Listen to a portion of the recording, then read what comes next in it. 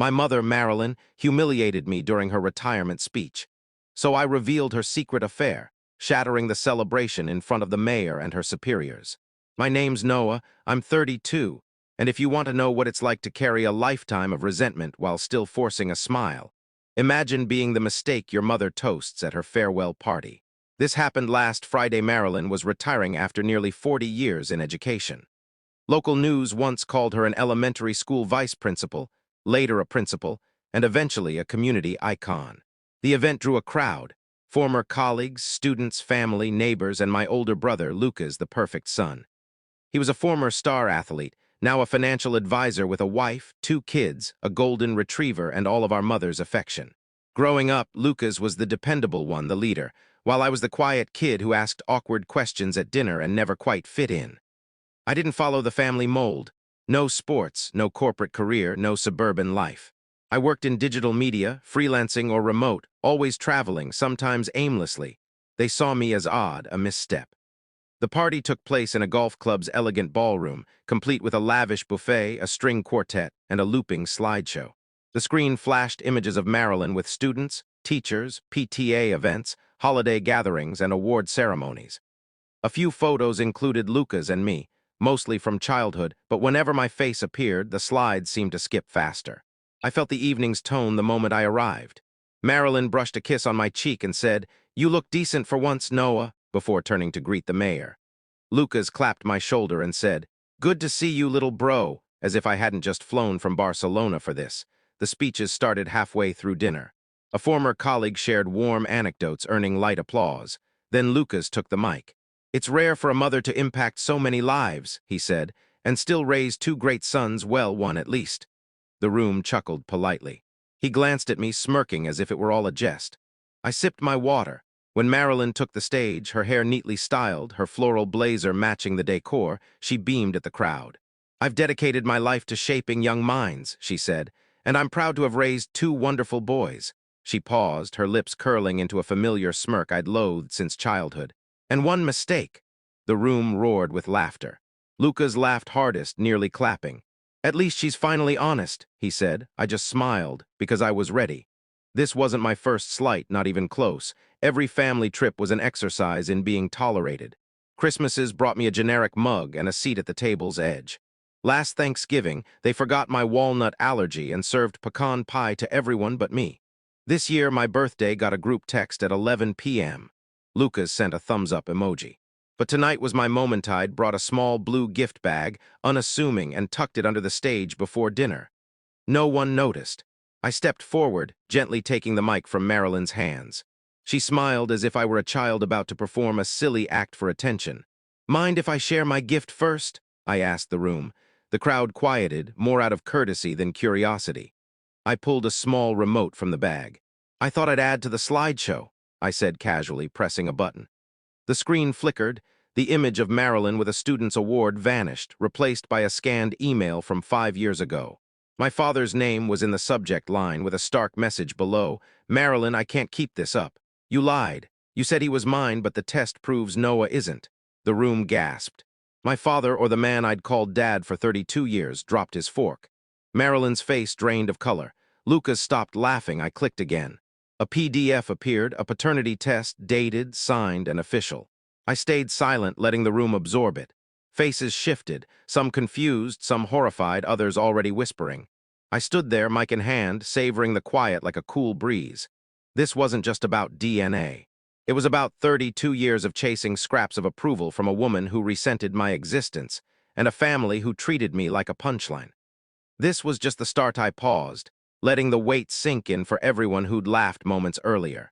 My father's hands trembled. He stared at Marilyn, his eyes a mix of disbelief, anger, and betrayal. He opened his mouth, but before he could speak, I turned off the mic and clicked to the next slide. It wasn't a document this time. It was an old, grainy photo, digitized from a print.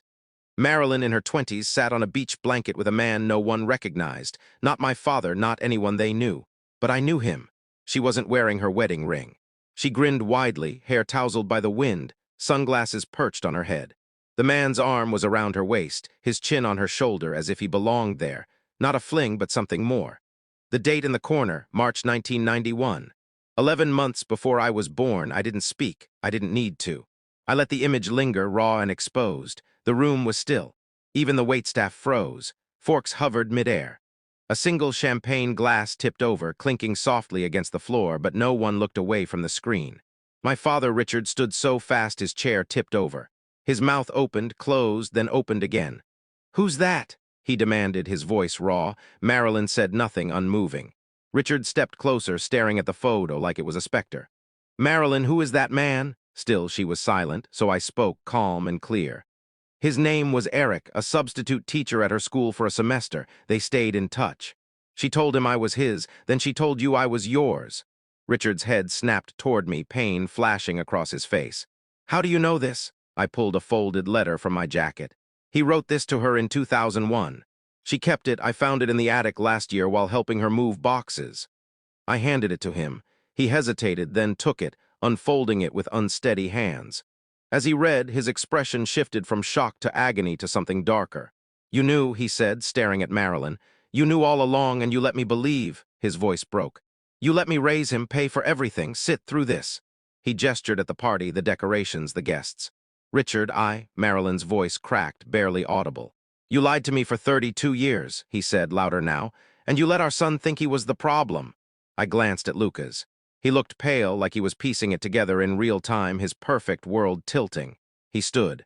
"What is this, Noah? What are you saying?" I turned to him. "I'm saying you spent your life acting like I was a burden, a stain on the family, but I was never really part of it, not to her. I was just proof of something she wanted to hide."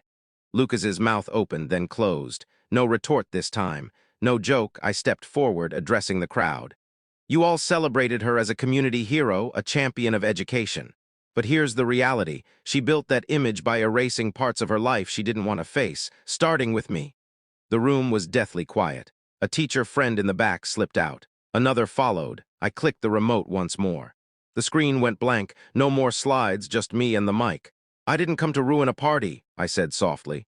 "I came to end a lie." I set the mic down, returned to my seat, and sat. The tension didn't break. It thickened, heavy and suffocating. Richard still held the letter, staring at it like it revealed a truth he couldn't unsee. Marilyn hadn't moved. After what felt like an eternity, she spoke, her voice low and shaky. "You had no right." I met her gaze. "No right. You stood there and called me your mistake in front of everyone. You made this public. I just gave them the full story." She stared at me, and for the first time I saw something new in her eyes, not disdain, but fear. Fear of her reputation, her marriage, her carefully crafted legacy crumbling. "This isn't fair," she whispered, almost to herself. I laughed softly. "Fair? You think any of this was fair?" Before I could say more, Richard dropped the letter and spoke, his words cutting through the silence.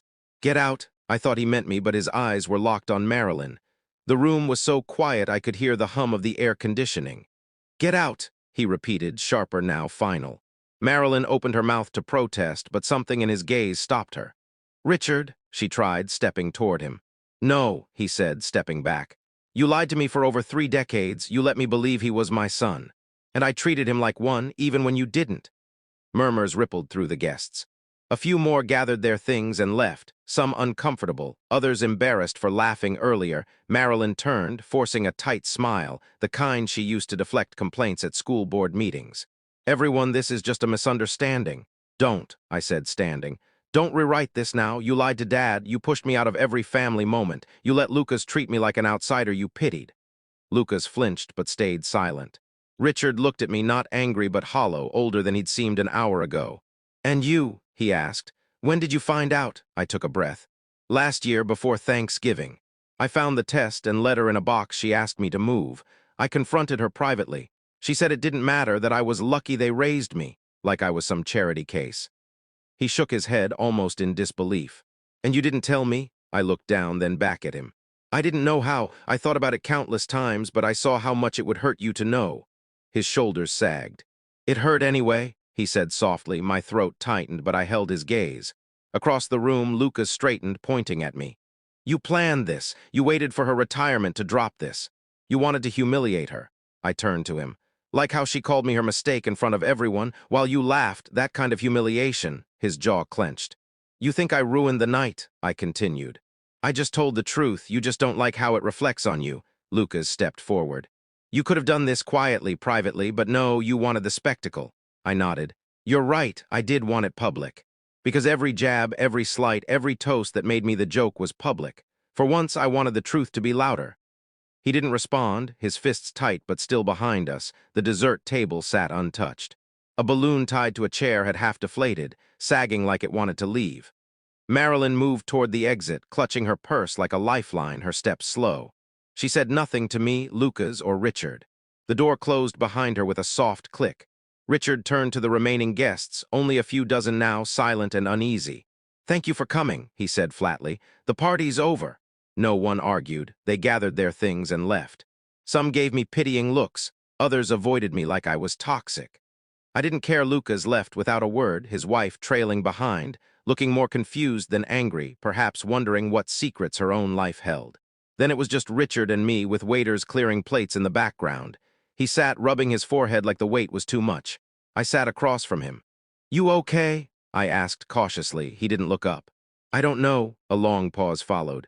"I'm not your biological son," I said softly, "but I never wanted that to change how you saw me. I wanted you to see me like you saw Lucas." His hand twitched. He looked up and asked the question I'd always dreaded but somehow expected. "What do you want from me now, Noah?" I stared across the table, the gap between us heavy with 32 years of unspoken truths, missteps, and things we never said. My fingers brushed my water glass as I thought. A year ago, I'd have demanded an apology, some acknowledgement that the exclusion, the comparisons to Lucas, the constant sense of being less than weren't my fault.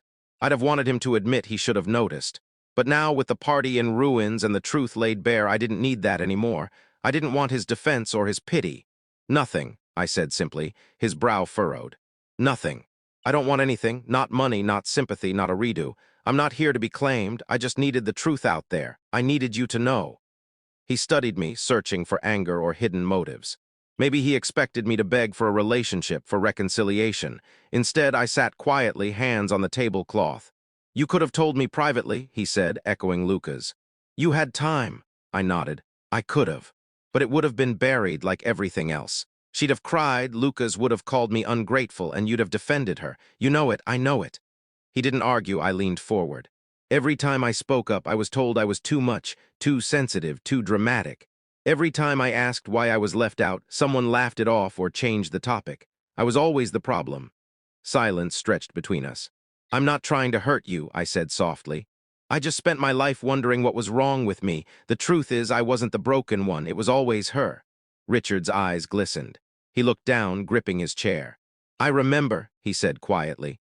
"When you were 12, you wanted that writing camp in Vermont. You worked so hard for that scholarship, begged us for weeks." I nodded, remembering the essay I wrote, the application I mailed myself. "She said no," Richard continued, his voice far away. "Said it was a waste of money, couldn't justify it." I swallowed. "Then Lucas got a new bike and a GoPro 2 months later." He exhaled shakily. "I should have seen it." I didn't respond. Some truths didn't need agreement. Finally, he looked up. "I don't know what happens now with her with us." I met his gaze. "I'm not asking for anything to happen. I just wanted the truth out. What comes next is your choice." He nodded, his movements heavy. "You're not a mistake, Noah." I gave a small smile. "I know that now, whether she admits it or not." We sat in silence. The hall was nearly empty, servers folding tables and stacking chairs. One accidentally knocked over a vase, the crash jolting us both, but we stayed put. Finally, Richard stood. "You staying in town long?" "A few days," I said. He paused. "Could you come by the house sometime? Not for her, just to talk." I considered it. "Maybe, but I'm not pretending everything's fine. I'm not playing happy family after this." He nodded. "I wouldn't ask you to." I stood, adjusted my jacket. "All right then." He extended his hand. I hesitated, then shook it. It felt formal, strange, like a transaction. Not warm, but not nothing. It was something. I left. The next morning, I woke in a small inn downtown, sunlight filtering through half-open curtains. My phone was flooded with notifications, texts from party guests, some claiming support, others asking if I was okay. I ignored most. One stood out from Richard. I started packing her things. "I don't know what I'm doing yet, but I believe you. I'm sorry it took so long." I didn't reply immediately. I set the phone down, looked out the window, and exhaled. For the first time in years, I felt calm. Not victorious, just still. That afternoon, I walked to the old park where I'd played as a kid, usually alone because Lucas didn't want me tagging along. I sat on a bench by the rusty swings, listening to birds, leaves, and distant children's laughter. It felt like closure, not neat, not gift-wrapped, but real.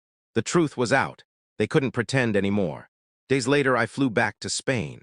As the plane climbed, I thought about how strange families are, how blood, names, and old photos don't always mean connection. Sometimes they're just a shared past, and if ignored, that past festers like forgotten boxes in an attic. I never heard from Marilyn again. A cousin later told me she'd moved to Arizona with her sister, spinning a new story, claiming I'd fabricated everything. She held onto her pride, as always. Lucas sent one brief email, something about wishing things had been different. I didn't reply, but Richard kept in touch, first with emails, then calls. No grand reunions, no tearful breakthroughs, just small steps.